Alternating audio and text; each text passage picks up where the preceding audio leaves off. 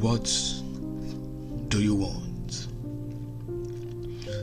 I ask again, what do you really want in life?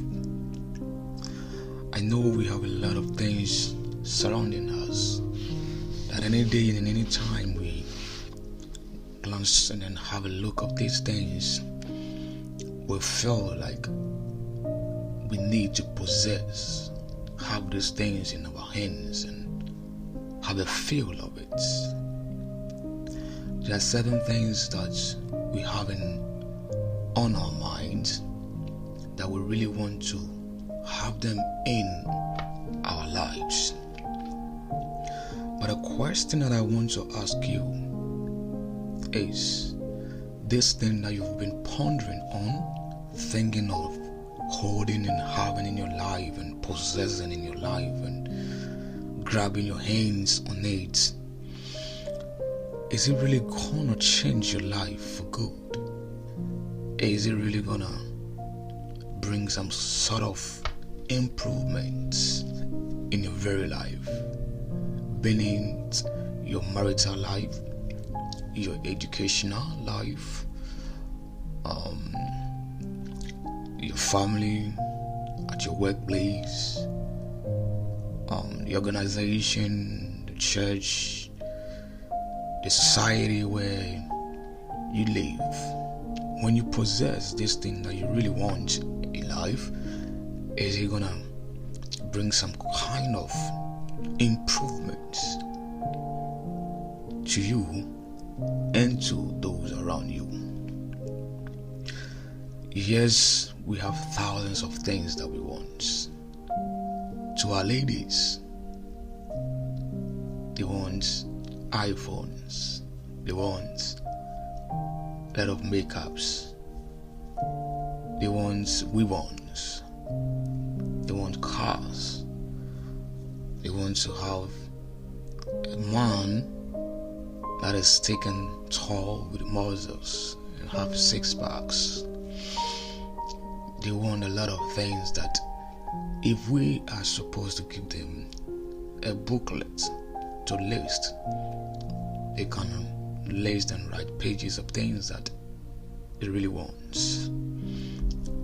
To be precise, everybody wants a lot of things in life, but there are things that when you have in life or when you possess in life, it should bring some kind of elevation in life.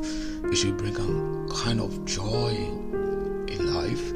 It should bring some kind of breaking yokes and barriers in life. So what do you really want in life? What do you really want is a big question. Many of times we do not even think about this, that this thing that we want, how effective is it going to be in our very lives? I want us to learn something this very day, that whatever we want in life, there must be one particular thing that should be our goal, that should be our top priority, that will change our situation, our condition, our current state of life for good. And when we are able to possess this particular thing, it moves you from one level to another. If you keep on thinking, pondering over a lot of things that you really want in life, you might not be able to, at the end of the day, achieve them. So within all your wants, you must have one thing that can be a standing point, that can make you become grounded, so that you can be able to pull the rest of the things that you really want to your life. There must always be something in particular to break boundaries, to break barriers. And then when those boundaries and barriers are being broken by that particular thing that you are able to achieve in life, the rest of the things that you have listed that you wish to have in life will follow suit. So once again, what do you really want? Without much ado, let us learn about a man in the Bible that we have for years and sometimes been reading about him. And preachers have said a lot of things about him because they emphasize only about his condition, but some of them has not been able to talk about the amazing aspect of this man's life, but they only focused and then emphasizes on his condition. All of us have one condition in our lives that people used to really identify as simply. And this man used to be an example of such thing. But within all this thing, he was able to figure something out that could change his condition. And therefore, all the other things that he has been wishing and willing and praying for came afterwards. So let's not take more time and let's read the Bible. In the book of Mark chapter 10 verses 46 to 52, and I read from the NLT. Then they reached Jericho, and as Jesus and his disciples left town, a large crowd followed him. A man blind named Bartimaeus, son of Bartimaeus, was sitting beside the road. When Bartimaeus heard that Jesus of Nazareth was nearby, he began to shout, "Jesus, son of David, have mercy on me." "Be quiet," many of the people yielded at him, but he shouted louder, "Son of David, have mercy on me." When Jesus heard him, he stopped and said, "Tell him to come." So they called the blind man. "Cheer up," they said. "Come on, he's calling you." Bartimaeus threw away his coat, jumped up, and came to Jesus. "What do you want me to do for you?" Jesus asked. If the Bible is yours, underline what do you want. "Rabbi," the blind man said, "I want to see." And Jesus said to him, "Go, for your faith has healed you." Instantly, the man could see, and he followed Jesus down the road. This is the word of God. Now, we shortly read about a man called the blind Bartimaeus. And the Bible says that his name was Bartimaeus. But he was in a situation. He was uncovered with a condition for years. Unfortunately, the Bible didn't tell us what this man do for a living. But the Bible says that he happens to be a beggar, meaning that is what he does for a living. He begs for alms to eat. Now, he is a man, and then, as we all know, every man will be willing and wishing to marry, have children, have wife, a beautiful wife, have a family. When he closes from work and he gets back home, he needs someone to call him sweetheart, honey, daddy, and all that. So he wants all these things in life, but one thing is preventing him to achieving such goal. What is that thing? He is blind,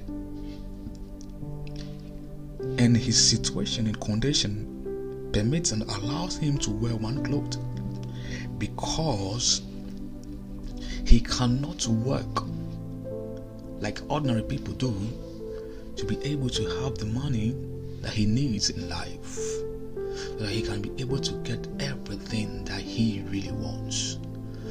So when he approached Jesus, and Jesus asked him, what do you want? He said, I want to see.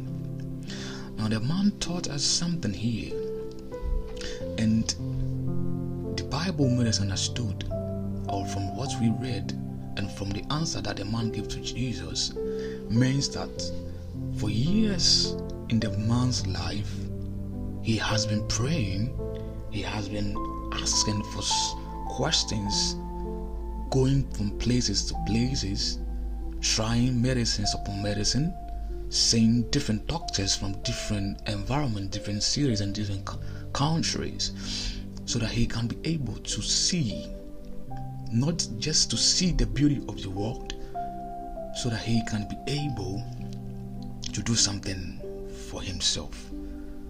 So the man has taught us one thing. So for you, first thing that you need to do to achieve what you really want in life is your ability to identify what you want. So you must be able to identify what you want. That is the first thing. Now, the question Jesus asked the man is a profound statement. Is that what you want? And we all know beggars by the street begs for money, and he said, I want to buy food, I want to buy drink. So this man has every right to tell Jesus, I need food to eat, I am hungry, I want to eat, I want shelter, I want clothes to wear. Because Jesus asked him, what do you want? So he can make anything, can say anything that he really wants at this particular time. But the man, despite everything, did not ask for money. He did not ask for clothes. He did not ask for shelter. He did not ask for food. Neither did he ask for water. But he said, I want to see. He was able to identify that his problem, why he has been stagnant at one place, why he is not able to possess things that he really wants, is his inability to see. So he knew that once he's able to see, he can work for himself, he can marry any woman that he wants, he can have kids, he can have a beautiful clothes, he can go to the market and buy for himself a beautiful clothes to wear. He can eat a good food, drink good water, because he can see and he can work and he can make choices for himself. But if you can't see and you have been stuck in your condition, you cannot make such choices for yourself. People dictate for you. People just give you any food for you to eat. You cannot go and buy the food that your soul desires to eat, because you don't know where those food have been sold.